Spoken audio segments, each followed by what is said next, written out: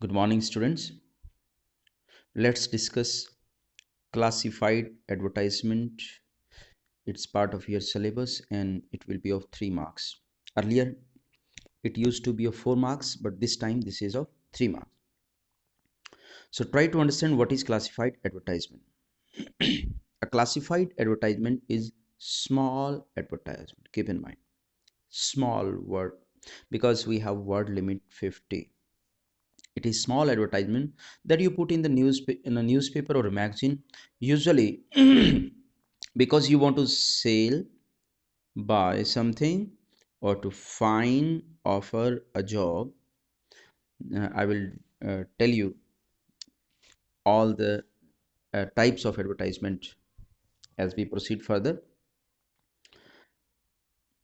An important thing जो होती है एडवर्टाइजमेंट में वो क्या है कि which is to be kept in your mind and nothing is to be missed, that is answers of all necessary questions are given in the every advertisement. Whenever you are writing an advertisement, just imagine that you are reader. For example, आपको एक घर बेचना है, you are writing an advertisement for sale of your home or house.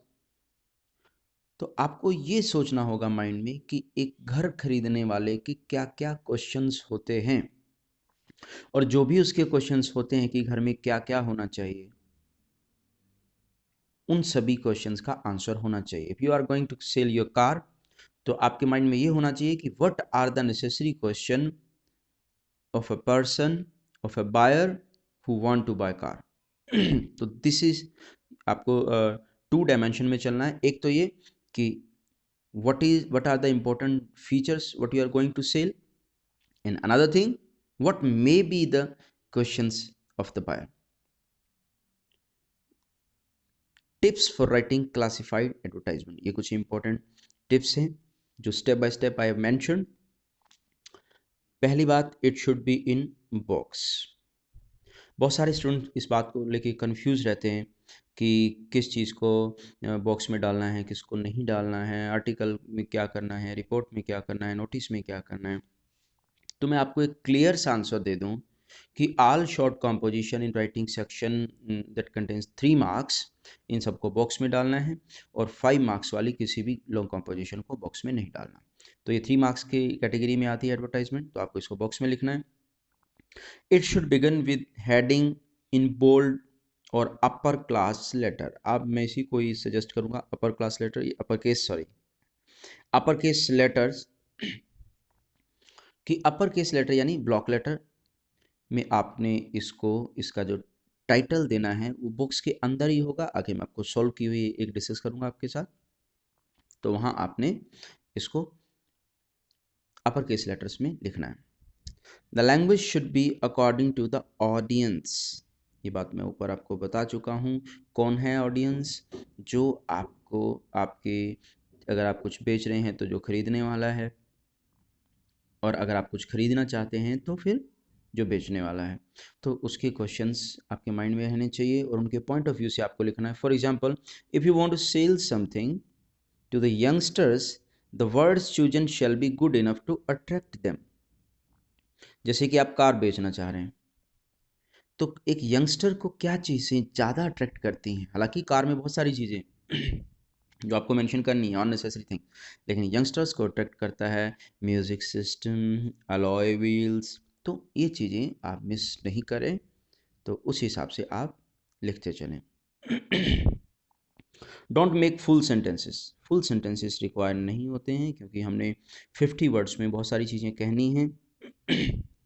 Because the prescribed limit is 50 words, and in order to make your advertisement loaded with information about the topic, you have to manage your words, because आप एक sentence में काफ़ी सारी चीज़ें आपको कहनी होगी. एक सेंटेंस आप एक चीज़ के लिए नहीं लिख सकते, because you have 50 words only.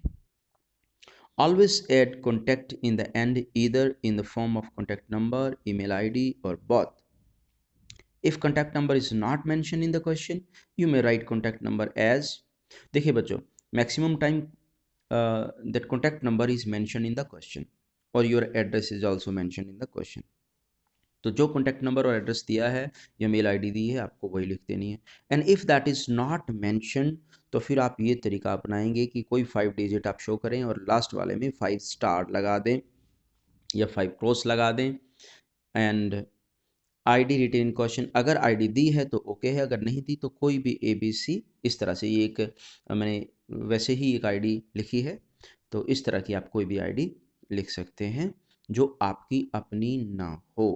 Make sure, ये मैंने बोल्ड करके लिखा है, remember nowhere in the answer are you required to mention your own personal details.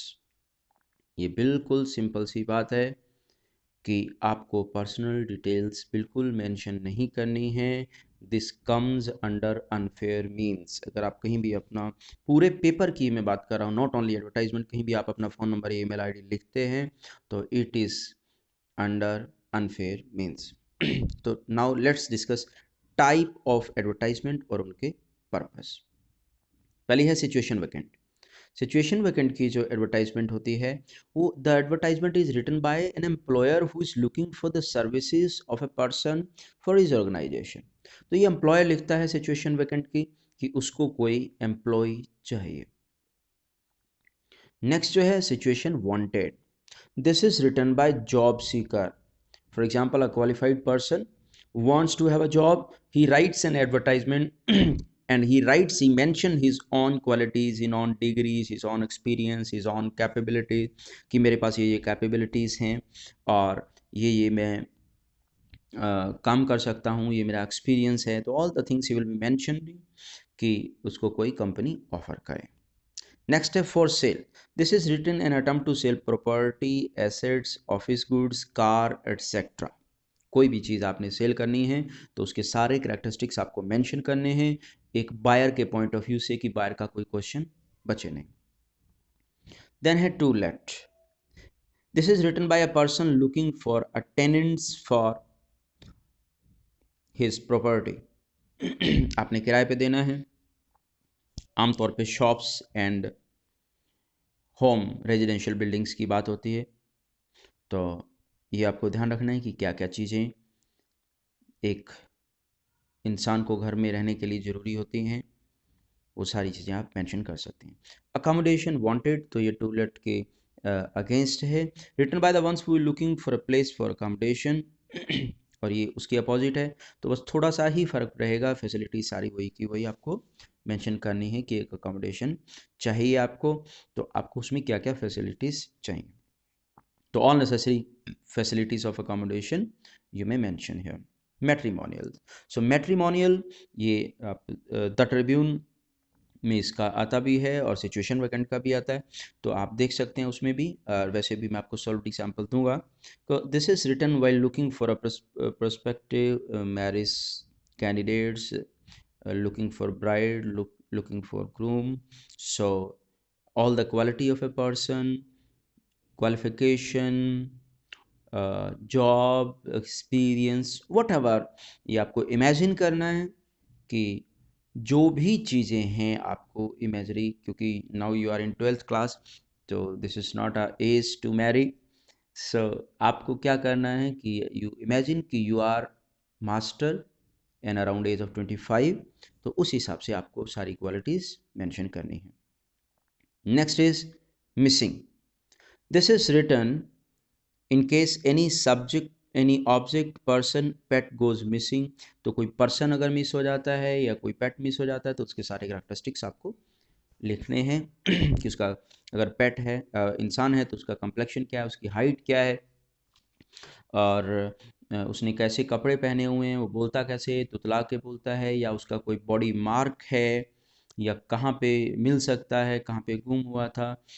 इस तरह की चीज़ें आपको मेंशन करनी है। पेट्स के बारे में भी, उसकी ब्रीड क्या है, उसका कलर कौन सा है, उसके हेयर हैं, उसके गले में जो कुछ आपने कुछ आइडेंटिटी है, कुछ उसके गले में डाल रखी है आपने, उसका कलर कैसा है, उसका अप्रॉक्सीमेटली वेट कितना है पेट का, कहाँ पे गुम हुआ, तो इस तरह की चीज़ें आपको मेंशन करनी है।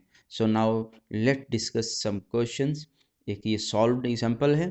Principal Sunrise Global School Agra requires a receptionist for her school draft a suitable advertisement in 50 words to be published in the classified column of national newspaper giving all necessary detail।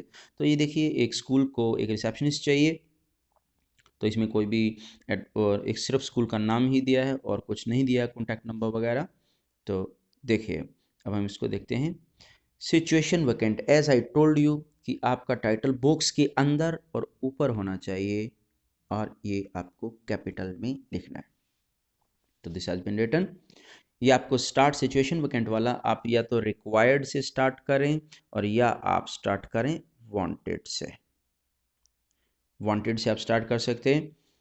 A young dynamic smart charismatic and friendly female receptionist for Sunrise Global School Agra. यानी कि एक उनको young dynamic dynamic energetic smart and charismatic कि वो attractive हो और उसके अंदर टैलेंट खूब हो, फ्रेंडली हो। तो इस तरह की उसने क्वालिटीज़ जो एक बंदे उसको चाहिए होती हैं। ये I am sorry, this is not charismatic, it is charismatic. तो स्कूल के लिए चाहिए attractive salary with fringe benefits. Fringe benefits जो होते हैं वो बच्चों कोई पर्सन जॉब करता है तो extra benefits apart from the salary, तो और भी बेनिफिट्स दिए जाएंगे। हेल्दी वर्क एनवायरनमेंट होगा, fresh graduates having honour of और equivalent degree in English, English honour हो या ग्रेजुएशन में कुछ और इसके इक्वलेंट डिग्री हो।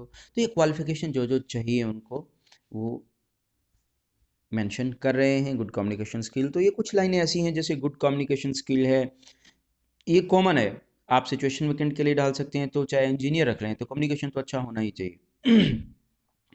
और आपको बस क्वालिफिकेशन चेंज कर देंगे और अपनी कंपनी का नाम चेंज कर देंगे। ये डायनेमिक होना चाहिए, ये सब कुछ कॉमन वर्ड्स हैं, आपको सिचुएशन वैकेंट में सभी जगह आप लगा सकते हैं। So this is the detail and contact number. So in this way you are to write an advertisement. So this is marking scheme, the breakup of 3 marks. तो आपका जो फॉर्मेट है वो 1 मार्क का है, जिसमें आपने ऊपर टाइटल लिखा और उसको बॉक्स में बंद किया, उसकी बिगनिंग एंड एंडिंग वो सब देख के आपका 1 मार्क मिलेगा। कंटेंट जो है वो आपका 1 मार्क का है। एक्सप्रेशन जो हैं वो आपके 1 मार्क के हैं कि कितना अच्छे से आपने उसको इम्प्रेसिव तरीके से एक्सप्रेस किया, तो ये टोटल आपका 3 मार्क्स का है। So next is the question. ये क्वेश्चन आप पढ़ के सॉल्व कर सकते हैं।